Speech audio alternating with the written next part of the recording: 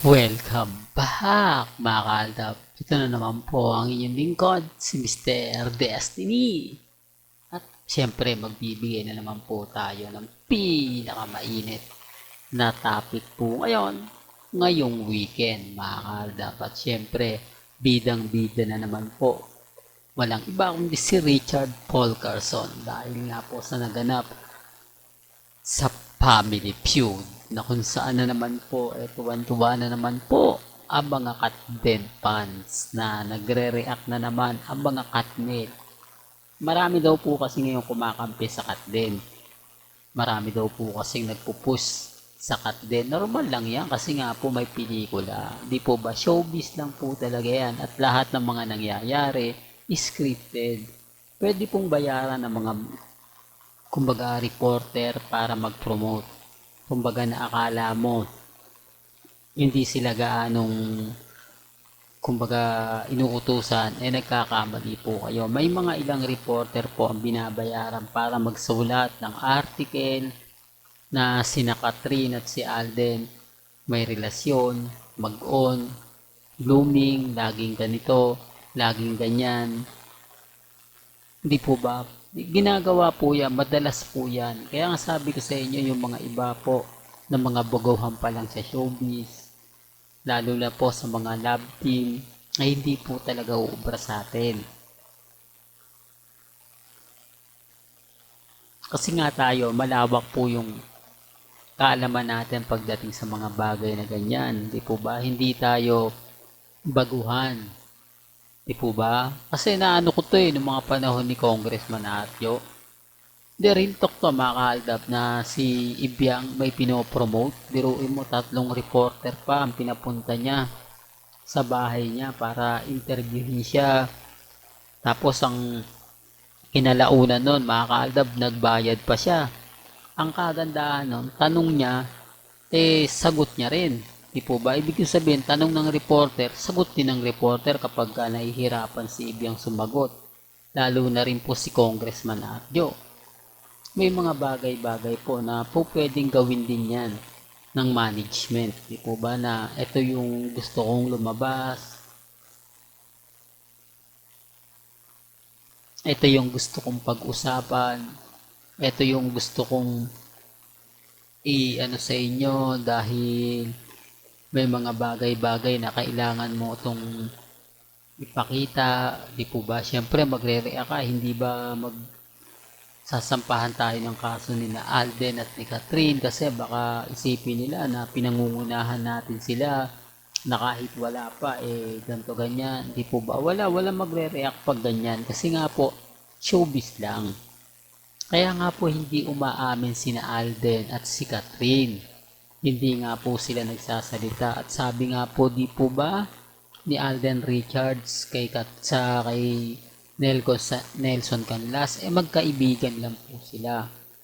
Po ba? Malaking pa lang mapapaisip na kayo magkaibigan lang. Ibig sabihin nun, wala silang relasyon. Kaya pag natapos po yung pelikula, wala po silang sisisihin. Wala po silang, kumbaga, ang ibig kong sabihin walang, yung tipong minahanapan mo ng butas. Di po ba? Kaya nga sabi ko sa inyo, kung may relasyon po sina Catherine at si Alden, normal lang yan kasi, kumbaga, binata daw si Alden. Dalaga si Catherine ngayon. Oh, di po ba? Kaya sabi ko sa inyo, may mga point na mapapaisip naman po talaga kayo. May mga point na kumbaga nagsasabi na wala naman talagang relasyon pero pinupush nga lang po talaga si Alden Richard. Normal lang po yan. Talagang ipupush nga po yan para lang po talaga sa pelikula. Yan lagi kong sinasabi at pinapaliwanag na pag natapos naman po ang pelikula, wala na. Di po ba? Kumbaga, back to normal na sila na wala pong gaano masasagasaan. Walang, kumbaga, network na tatamaan na dahil sa ano tayo kasi sinasabi ng ABS-CBN, GMA Network na ganito, ganyan. Tanging ang tatamaan lang po yung mga reporter na kumbaga nakikisawsaw at may anggulo naman po sila na kaya lang naman nila nasasabi yan dahil nakikita nila sa galawan. Diba? Kaya lang nila nasasabi yan kasi nagkikita, may holding hands, tapos may mga ganitong moment, di po ba? Yun lang po talaga, lusot na sila ron. Pero ang malalaking network, hindi nila po pwedeng sabihin yan. Hindi nila pwedeng deny yan. Kasi nga po, naibalita sa kanila. Kaya nga sabi ko sa inyo, sa dami ng artista ng ABS-CBN at GMA Network, kapag nag-guest sila, di po ba wala man lang pasintabi na keso ganito, pasintabi na keso gano'n, o baka may magalit ha. Sa tatanong ko na ano, di po ba walang direktang tanong kahit si Boy Abunda na napakatapang. Pagdating po sa mga ganyang interview, wala po di po ba?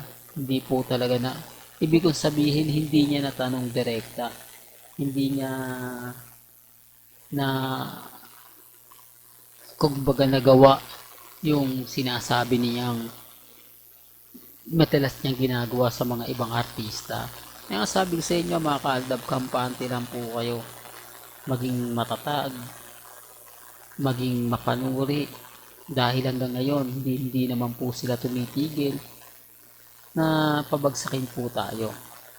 Kaya nga po apektado sila mga kaaldab, especially kapag sinasabi natin at kumbaga pinapaliwanag ko about kina Alden Richards at kay Maine Mendoza.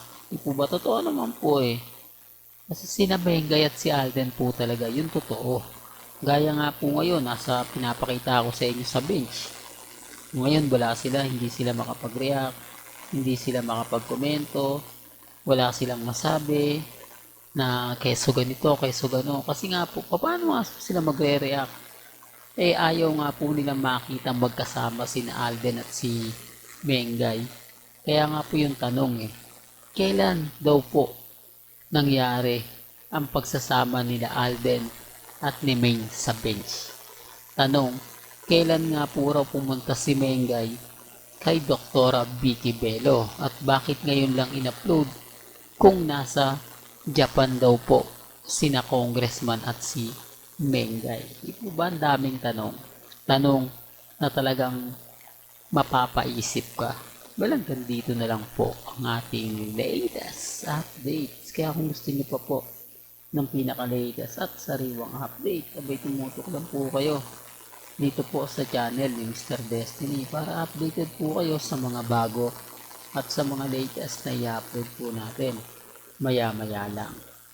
Kaya kung bago ka lang sa channel na to at isa kang true-blooded Aldab Nation na nagmamahal kila Mengay at Isoy, tama po ang channel na pinuntahan mo, kaya consider na po kitang bagong subscriber. At huwag mong kalimutang i-share ang mga video po natin sa mga mami, sa mga titas, at sa mga senior. Hanggang sa muli, salamat po sa panonood at pakikinig.